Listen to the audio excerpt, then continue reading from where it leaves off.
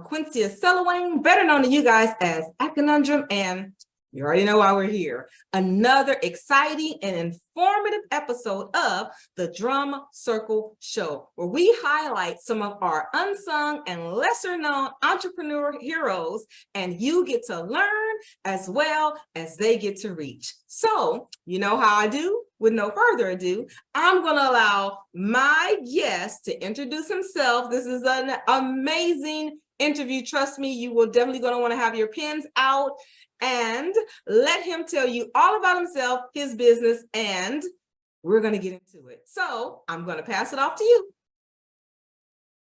Hello, everyone. My name is Coach Sean Austin, better known as Coach Austin, to my family most recently. I have been in business for about 17 and a half years.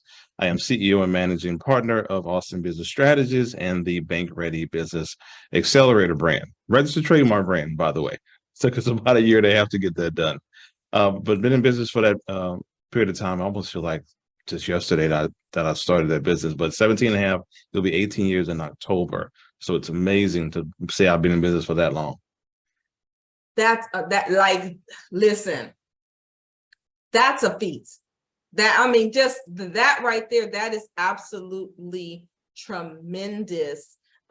So we got to talk about this. That is one of the hottest, I think, sort of new emerging conversations in Black and minority entrepreneurship. And that's what you specialize in, which is government contracting, right? We are seeing this all over social media. It's exploding. Everyone's like, hey, you can get your government contracts and such and such and such. So can you just drill down a little bit more into that niche area of what you do? So in that niche, Austin Business Strategies, as a business accelerator, we focus on the government as your customer, not just a client, not just someone you go and sell to or buy from, but the government actually is your customer. But you have to understand how the government works. They're pretty, let's just say, interesting and sensitive in how they want business done with them. But we have to be a business. You just can't kind of go fly by night with this thing. And I've learned this over time. This is back in 2006, 2007. I was introduced to them as a customer, but I said, okay, this is how you want things done. And what we do is teach from A to Z, 1 through 10, exactly how to move, exactly how to flow in that space. And we take your business model, how it is now, and we allow you to understand the translation, because it is a different language, it's a different way to move. But once you get into that space, our excellence can really shine, because they want it not flashy, right to the point, straight and narrow, because they want to see that you're consistent and can be consistent over time. So we teach business owners, we teach businesses how to run that gamut in our accelerator program.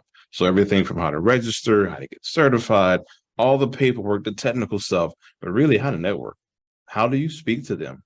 How do you listen to them? And how do you understand what they want so you can go ahead and get that award, but not just get the contract, how to scale through it and go to the end of this thing to where, okay, I've gotten the contract. That's kind of the easy part.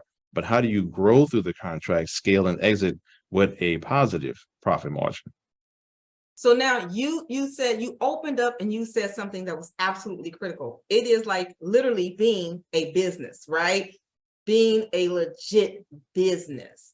And so for your company, in terms of the services, how do you help people with that? Because most of us, to be honest with you, we don't have our things set up as we think. Okay, online, people will give you a little checklist like, okay, go get your LLC and get your EIN, set up your business bank account, for the most part.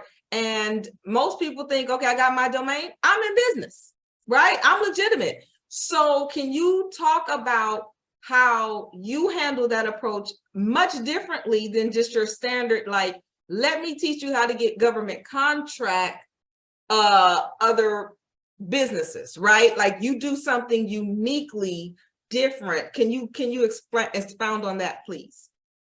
Yeah, so we go from kind of being the expert to not being the GOAT, but being like a unicorn in that space. And I say that because you have to be able to, and I'm just give you some backdrop. I'm teaching on what I've done.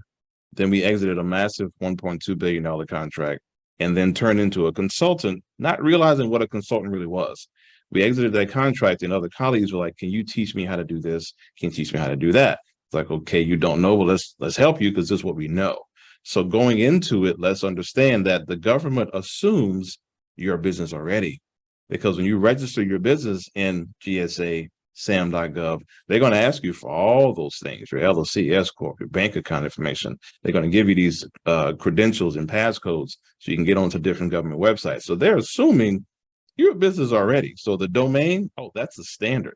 So we got to get out the way of just having what's a normal business criteria and go into now, what is that business actually doing?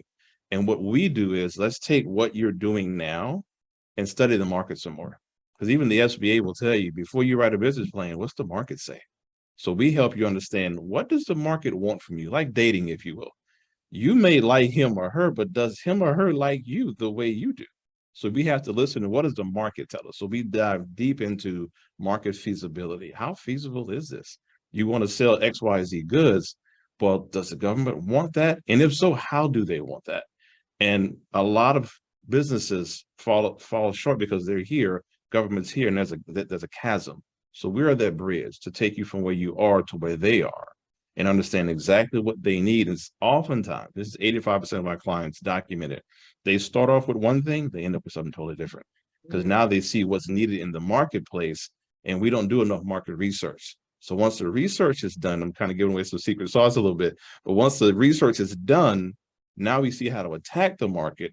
Where's the market saturation? How should we penetrate the market? And now we write the business plan, the development model. Now the SWOT's even changed, because what you thought was a strength could be a weakness once you get in there and see how to operate. So we teach that with my whole team. It's not just me. We got about 200 and, well, now 10 years of expertise on the team.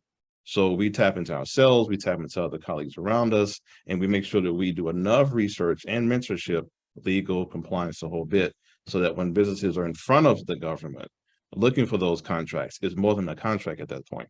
It's a relationship with which agency do I deal with that has the opportunities that I need best. And we go through that whole entire gamut.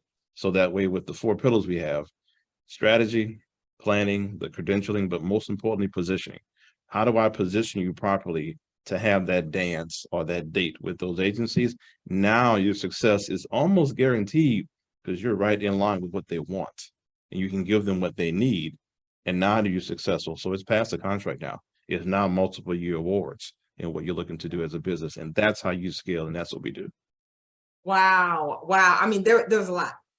There is a lot in there. And for those that, are kind of like new to this space, or even the concept of it, I know that you referenced SAM.gov, right? And that's the site where people are able to see. Is that the site where they can see what the government is looking for? Is that like a listing site? What exactly is SAM.gov? So a little backdrop. SAM.gov is a system of award management. So all the contracts are called awards or opportunities. So on the federal level, and everyone really has access to SAM.gov, is where you go to register your business. So basically, you have your LLC S Corp, for example, and now you want to do business with the government. Well, they don't know you right now until you register and become part of their system, right? And you have things that are called NAICS codes and NIGP codes, which basically is industry codes. So if I'm in healthcare, or if I do hair or real estate, those codes tell them what you do. So you can put multiple codes down. So when someone pulls your name up or looks for those codes, or a Black woman business or whomever in those codes, oh, so-and-so's in real estate, so-and-so's in here. So all of that is lodged into what we call SAM.gov. Right now, there's multiple agencies that tap into SAM.gov. On the federal level, you can do the same thing on the state level. But now you're registering your business. Now they know who you are. And also, you can take that criteria and start searching for opportunities or awards based on what you do, based on who has that need, based on those codes. So it's almost like looking for a car. I want to get a Camry with a 4-door. I want to explore with this. You know what to look for. They know what to look for. You know what to search for. Those codes are basically the categories that your business fits into. So with that, here's the pervasive, right? People, especially minority owned, we know, okay, we're gonna keep it real, everybody. We're gonna keep it real. We know that we tend to have businesses that follow trends. we tend to follow the sexy and the sizzle, right? We don't really go into the stable, boring, more so, sort of industries. And I know for myself and for a lot of people, when we think of government, that's what we think of, right? We think about like the boring, okay, these, what do they need from us, right? And so a lot of minority-owned business owners may feel like the government doesn't want anything from me. I don't have anything that the government could ever want from me. Can you just give us some examples of businesses who probably would have never thought that they were a good fit for the government, or the government would never want them, but they actually have a contract? Good client of mine. I'm trying to look in my head and say, we're going to give some really just far out people wouldn't think would be government. It may sound kind of weird, but when our soldiers, fallen soldiers, come home, okay, and they need to be taken care of, right, at certain Air Force bases, etc., they need to look the part. So if you have a wardrobe business, if you are a barber, if you do makeup, yes, our 5-star generals, our whomever soldiers that come home, who's taking care of them? What we have to realize is the government has a lot of opportunities, but who's to be hired to do that work? They need the private sector. They need the private sector to help. So barbers, makeup artists, if you sell wardrobes, boots, T-shirts, garments, every form of military needs it. They all do. So they can't buy for themselves, because the magic sauce with government contracting is they can't create their own monopoly. Like Walmart and Apple, they got the monopoly, right? They can't do that. They're not going to buy for themselves. So they create the opportunity and says, hey, we have solicitations and awards to fill. So we need 1,000 boots. We need T-shirts. We need this for our soldiers. So that whole gambit, just think about it. Let's look at the Bureau of Prisons, unfortunately, but they need everything from the food to the utensils, to the napkins, to the clothing that prisoners have to wear, even job opportunities in some places, right? So you can contract them for that. And for those motivational speakers out there who may have done time or not, they hire, yes, motivational speakers to go to the prisons. Yes. Looking at one right now for myself, as a matter of fact. So it's a spread, honestly. State prisons, even, they're looking for a lot of meat, canned goods, etc. And they were like, we need this now. They can't go out and get it for themselves. Automotive, fuel, even. A lot of folks that are in trucking know someone that does the fuel, right? There was a $30 million fuel contract right here in Houston at the port, and not to talk about the one for the city. So once we see them as a customer and we know what they're buying, we as minority business owners need to look at that. The sexy thing I would say is the check's always clear. And one thing that we're not doing, we're getting laid off in some areas, but there's 0.9% of Black-owned women businesses are getting contracts, 0.9. But you may have 9% that are registered as an LLC S corp, only 0.9 are getting the contracts. So what that's telling me is that, wait, why are you over here in this room? You're doing the same work, but we don't realize what the government is even doing, because the government is universities, the government is school systems, the government is a lot of things that we don't realize that's part of government. So our definition of government has to change as well. But they do so many things. That One last example. I'm literally just blown. Like, even the fact that you said, okay, motivational speaker, like, because I know I'm speaking for probably a large percent of the people who will be watching this. When I say the picture that we paint in our head, when everybody's like, oh, government contracts, we paint this kind of like Department of Defense, bullets and tanks and weapons and, things like that, where we would never imagine ourselves in it. And so that right there just gave me an opportunity for a gem dropping moment.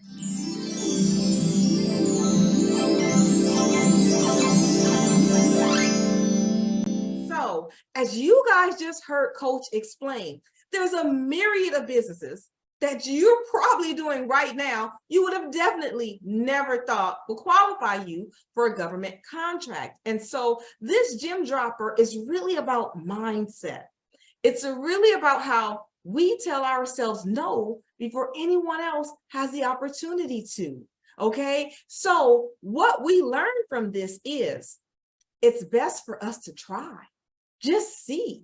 put your foot forward and check it out, and then allow someone else to tell you that you don't qualify before you decide in your mind that you don't. Full transparent moment on this. I actually applied to UC Berkeley as an adult student. I was 29 years old, mother of two. I was a high school dropout. I didn't think that I would ever be accepted into such a prestigious institution, but I applied because I had a waiver. Well, when I applied, I also didn't put in the applications for housing and scholarships and all those other things that were being offered because I told myself no. Well, I got the acceptance letter, but I couldn't go because I had not prepared myself, because I told myself no before they ever had the opportunity to. And so with that being said, I want you to take this, what you just heard, take what I just shared, and give yourself that opportunity. Give yourself that chance mentally before anyone else ever tells you no. Don't tell yourself no, okay? So if I drop the gem on you, you know what you can do. Drop some coins. And back to the interview. Okay, thank you. So, Coach, I'm floored. Like that, I am absolutely, I think everybody watching this now is like, wait, where do I sign up? Well, where do I sign up? You said hair, makeup, all this kind of stuff, right? And like you said, the check's clear, because right now, although the economy is waning, who is always spending is the government, right? That's consistent revenue that will always be coming in. Can you give people, like, if you had to give someone a checklist right now who is even considering, what would be some of the things that they're like, okay, what do I know for a fact I need to have to even start this journey, right? Like, okay, I need a LLC, right? I need an EIN, okay? I need a, so what are like 5 things that you can just think of that you definitely want to make sure you have to do this? Got it. So I'm going to go through the checklist, if you will, of things that are asked for when you're registering your business. So definitely want to have the entity structure. You can sign up as a sole proprietor, but I wouldn't advise it, but they do have it. So don't be surprised if you see it. But I would get a legal structure of some sort, talk to a CPA to see, based on your industry, should you have an LLC or an S corp based on your revenue, those kind of things, but have some type of structure, right? Business phone number. Okay, you can use your home address, but I wouldn't advise it. Get a nice brick and mortar or some type of an Opus virtual address that they consider. Stay away from Regis, because they do kind of sanction that now to where they don't see that as a legitimate office. Business bank account, please, because you have to put that routing and account number in SAM.gov. So when they cut your checks, they know what to send them to, right? Because a lot of stuff is direct deposit as well. Website, please. Website, please. Have a website that speaks about what you're doing, and get ready to have what's called a capability statement. Everyone's got a resume, but there's a way to turn it into a capability statement. Well, Coach, I haven't done a whole lot of work yet. Take your skills and what you've done and what you are capable of doing is what your business is capable of doing, and all those skill sets will be on that capability statement. That's pretty much all you need to start with for right now, because that business that you're doing this work as we speak. Let's just make sure we have those entities, structures in place, the account, the capability statement, register, and go from there. That's the start. That's what I would start with. That's absolute. That right there, I know for anybody listening right now, they're kind of like, wait, I have that. And then the capability statement, like you said, it's pretty much in the name. It's what you're capable of doing, right? And people may, even if you've never heard of it, you know what I do? Go online, capability statement, kind of see what it looks like, look at a few of them and see, how they're written out. There's usually always examples of things like that. I also want to ask a question about something that I've seen, which is a trending narrative when it comes to government contracts. There are quite a few people who teach a method to say, you don't have to do anything. Basically, I have my business, and that I could take on a contract to provide roofing. And I don't have to be the roofer, and I don't have to do any roofing. I don't have to know anything about roofing, but I can just find a roofer and then get paid from the government. Can you expand on that a little bit more? I know there's maybe some truths, but maybe some false or some changes that have happened? Yeah, so under what we call the FAR, which is the Bible of government contracting, basically, the Federal Acquisition Regulations, right? You've got probably 4 or 5 other Bibles or rules and regulations, but that's the base one.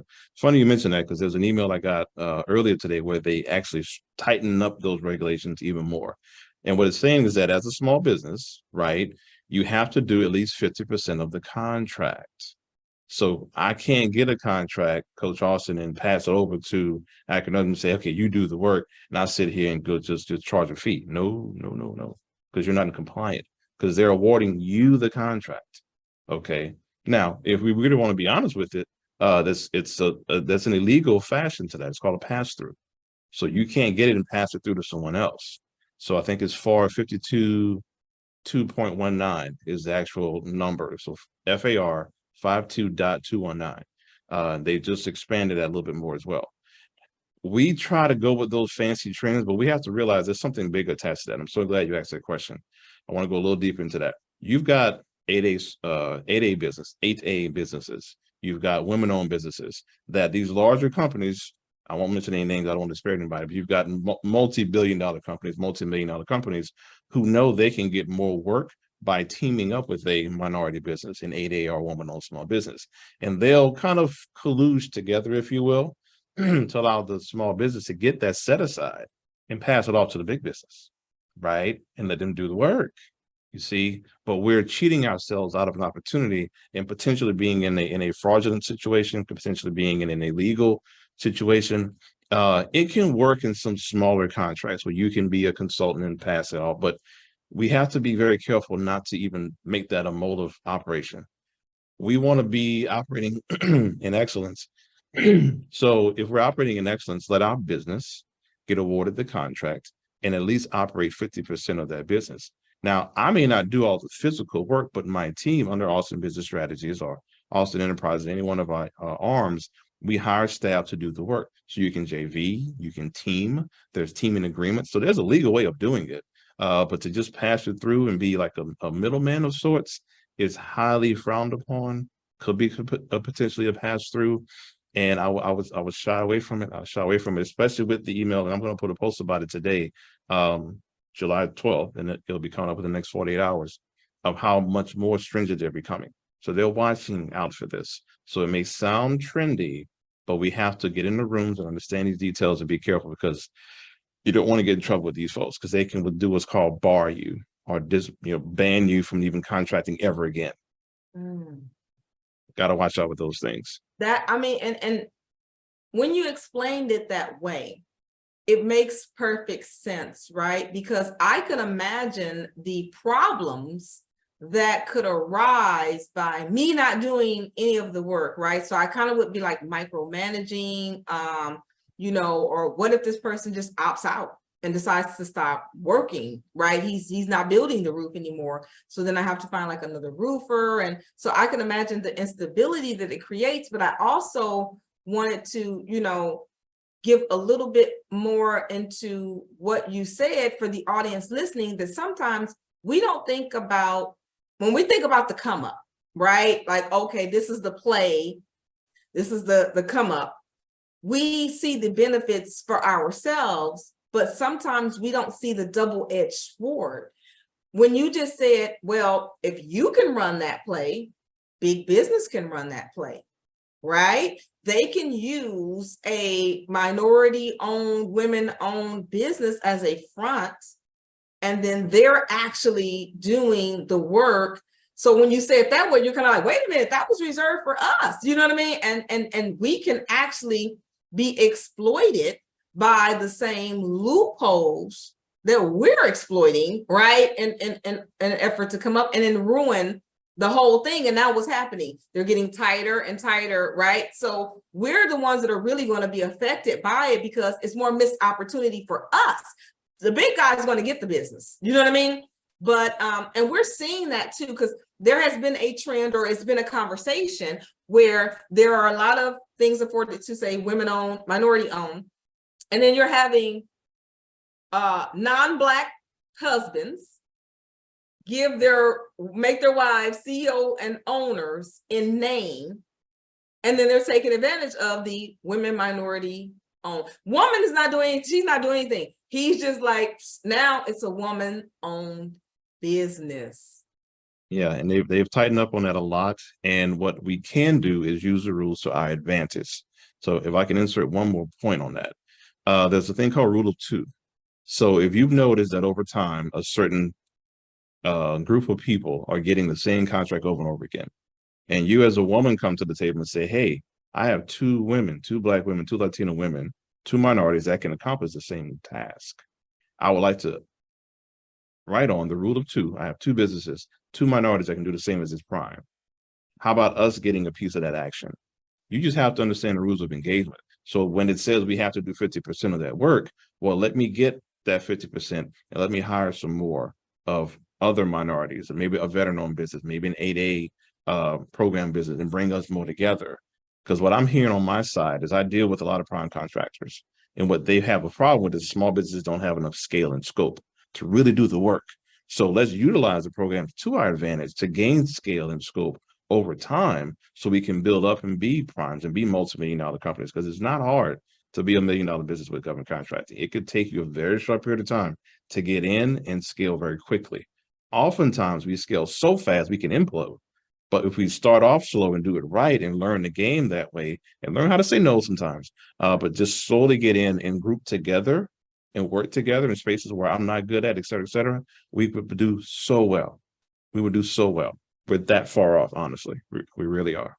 Wow. I mean, we can, everybody listening can definitely hear like your level of expertise, right, in this space, that like you do this. And like you said, you've been doing this for quite some time.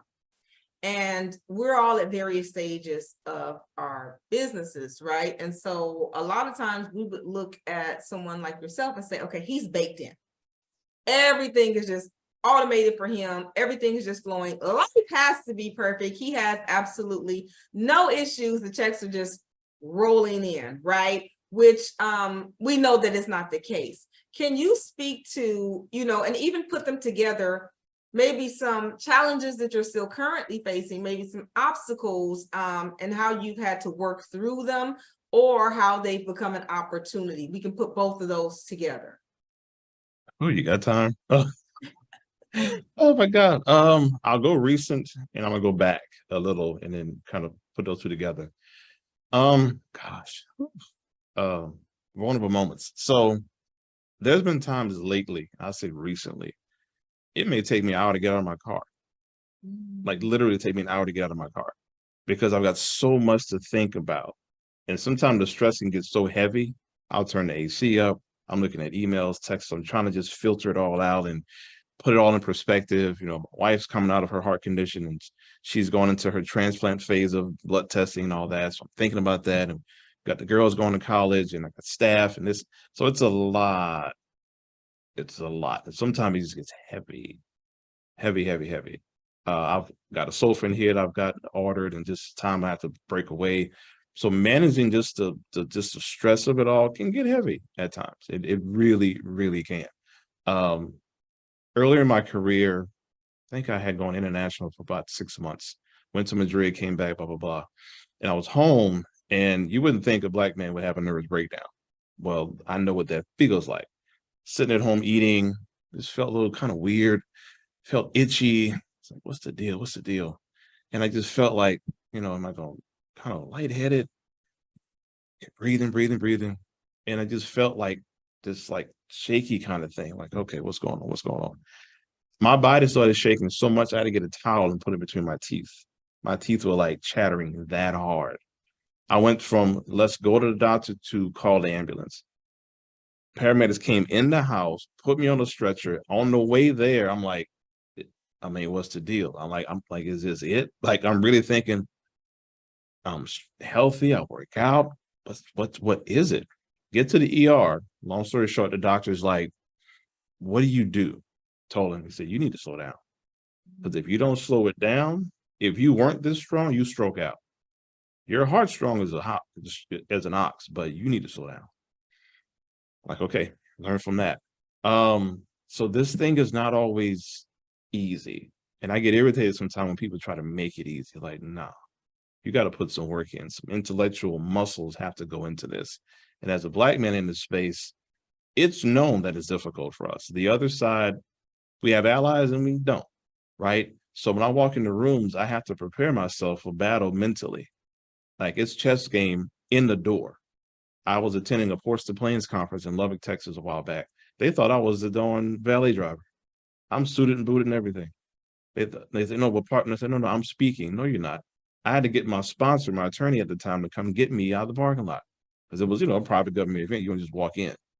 So I ended up speaking on our green technology at the time. And then the line was around the block because they saw green, they saw money. So the racism kind of went away, and it's like, oh, we can work together. I don't rock with you, but I'll rock with you for this. I was falsely in prison over a hedge fund that was stealing money, and they were involved in a contract, and they used this conspiracy theory, and I was falsely in prison over something I didn't do, didn't know anything about, at like the pinnacle of my career at the time. Fought it, had to take a plea situation, was not going to trial, was not going to say nothing. I'm like, what is this for? And come to find out is because they thought I was the kingpin because of how much revenue we were driving compared to the hedge fund they were going after. And if I wasn't in that space, I wouldn't have gotten even caught up with that. So it's just one of those things to where it was success, battle, success, battle, success, battle. So Keisha going through what she was going through. We were married 2 months later. She's on Desert Door in the hospital. So having the team I have now and the systems we have now have made it easier per se. And I don't share this a whole lot. I mean, it's a lot that I can share more, but having a business at the magnitude we're at now, and I'm doing this because I see years and years and years, the DuPont family was one of the first people to have government contracts. They did gunpowder. So World War I, War of 1812 was funded by JP Morgan, and the military bought from the DuPont family, who does stockings and everything else now. So many of these families, Rockefellers and the Beers and all them, they started out in contracting. So I said, you know what, if our cotton, so many things that were on the backs of our people, and I see what my grandfather and father went through, and I'm in real estate, et cetera, I need to open up doors that we can't shut. And this is one space like the Matrix, where you get into that system. Once we get in legitimately, it's a built-in reparation of sorts. And I've seen it for so long. I'm like, they don't mess with this.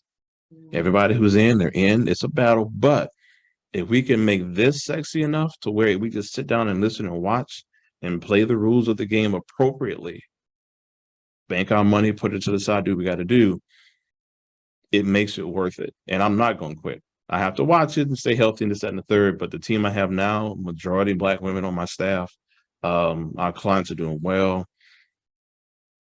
We got to keep this thing going. So for me, yeah, it's been some rocky days recently.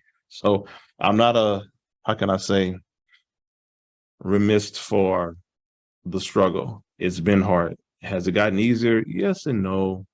The bigger you get, the more battles you fight. But the success we're seeing now is like, God, you saw this coming? Okay. So in those valleys, let the valley build you. Yeah. Right. That and that's the part there that I saw a meme, and I'm not one of those for like the motivational memes, but this one, it really spoke to me because it's something that I preach all the time. And, we constantly tell people, like, choose your heart. And the meme said, quitting, you can keep going or you can quit. Both are hard. Choose your heart, right? Like, both will be hard. If you decide to just quit and give up on everything and have nothing, that's hard, right? If you decide to keep going, that's hard. Both are hard. You just kind of choose your hard, and depend on what you want to deal with, what the consequences are, or the benefits of that afterwards.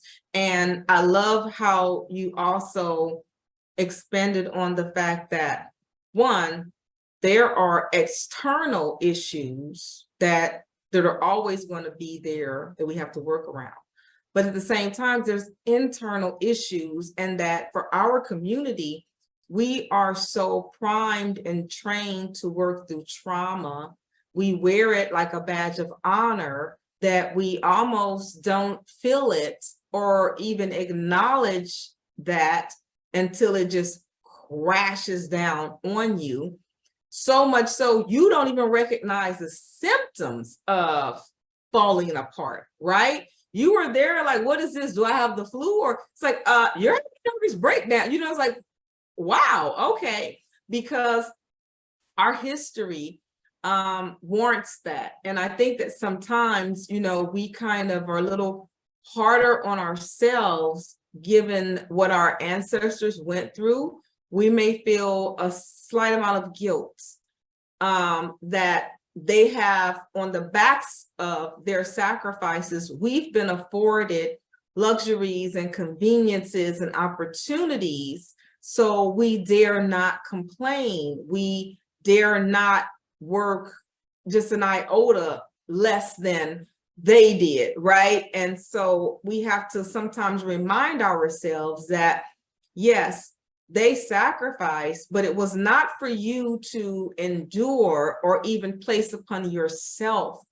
We don't have to pay penance. We don't have to overexert ourselves, you know, to the point to honor them, right? Like that's not the point in the honoring of them. And so one of the things that we do to get around that is exactly what you're doing, is that we are now practicing not just group economics, but group infonomics. So that information is getting shared, those perspectives and everything. So we are lessening that physical, mental, emotional burden on ourselves. And so for that, I thank you, you know, because it would be very easy. This information is not something that we have access to or we're privy to, especially when you say like government. Like you said, the titans of America have built their wealth this way. You know, we look at them as like, okay, Rockefeller Standard Oil and this and this, but it's like, yeah, but DuPont, they government contracting. JP Morgan, they were very much in bed with the government to the point you could not differentiate. So now for you to see that, recognize that as being that key, like that's that part right there. Yeah, we got the real estate, that, and to see it and say, I'm going to share that. I can give you nothing but kudos, because this is something you could have kept to yourself, to be quite honest. It's not something that you even have to tell. Most people won't, right? They won't even share that information, but then to take it a step further and say, let me help you set your business up for success. So not just tell you, hey, these things exist. These opportunities are here. This is where you go get it. Let me set it up for you. Let me do and make sure that you are, as you say, trademark, bank ready, right? Let me make sure that you are ready for that opportunity. So I think that's tremendous. If you can, please let everyone know how to find you, how to, you know, connect with you. All of your information is here on the screen, but for those listening audibly, can you make sure that they can connect with you? Yeah, so we have a new home called bankready.ai, and AI is on purpose. But the website, bankready.ai, please go through it all. My LinkedIn is Coach Jean Austin, Jean. Instagram, same thing, Coach Jean Austin. And YouTube channel, Bank Ready, is going to be starting next week. So you can find me there in those locations. We post as often as we can, but we definitely update bankready.ai. Join the newsletter. We put newsletters out every week on things you just heard me talk about in real time. So as we get this information, we definitely disseminate it out to our clients who are on our newsletter. And you don't have to be a client to be on the newsletter, just to be informed. Definitely visit the site, tap in with us for sure. Thank you so much. And like I told you guys, I said, get your pens out, right? I told you guys to get your pens out.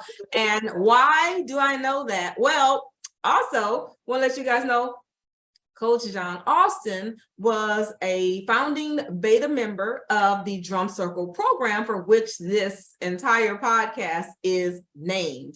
And so, as you guys know, in the podcast in the Drum Circle program, we have 4 pillars, right? There's the admin system operation pillars. We have the branding, marketing, graphics pillar, customer care, consumer psychology, public relations, and now finance, law, and tech. And Coach Austin was a member of our administration, systems, and operations pillar, because of course, that's where his degrees place him, his numerous degrees. That's where they actually place him as a good fit. And you can only imagine the value that Coach Austin contributed to his pillar members. When I tell you outstanding, being in the room of excellence, 8-week program, it's something that I've never imagined I would be giving so much of myself in terms of mentorship, accessibility, right, Coach? Like, we're there. And building out a family, as you heard him talk about his beautiful wife, you know, moments where we're all there together. This is a small group. This is not a popularity contest. This is not where you go and you come to hobnob with the hoity-toities and all of that. This is a real group and a real foundation, and for us to link arms and be there. And in fact, when you presented your week, remember, Keisha was ill and I presented on your behalf. And I remember one week where Keisha was ill and you video messaged in to your pillar member. So if you guys are looking for an opportunity to be amongst excellence, if you're looking for something that's real, something where we're really putting our hands and our hearts and our heads on your business to help you in those areas that you are deficient, then you would really, really want to apply for the Drum Circle for the next cohort. The next cohort, depending on which time you guys are watching this, will be August 23rd. It's an 8-week group. So apply, and even if you don't enter now, if you do qualify, you will get the approval letter for the next cohort opportunity. So I thank you all for tuning in. Coach, thank you. I mean, this is just, I cannot wait for the audience to be able to get this in, especially changing that perspective on the opportunities. Like, oh my God, my mind is racing now. So thank you so very much. And so for everyone, I hope you got some gems. I hope you learned. I hope you were motivated. I hope you're encouraged. And I hope you tune in for the next episode of the Drum Circle Show. See you next time.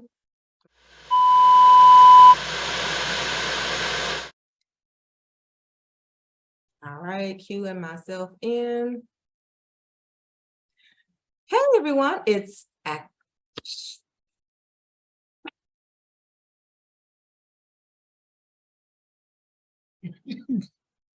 fucking buffering me. Oh, okay. I don't know why I fuck up with my own name. Damn near 9 out of 10 times. It's my name that I struggle with. Like, I don't even know. Really? That's all this time. Yeah. All right.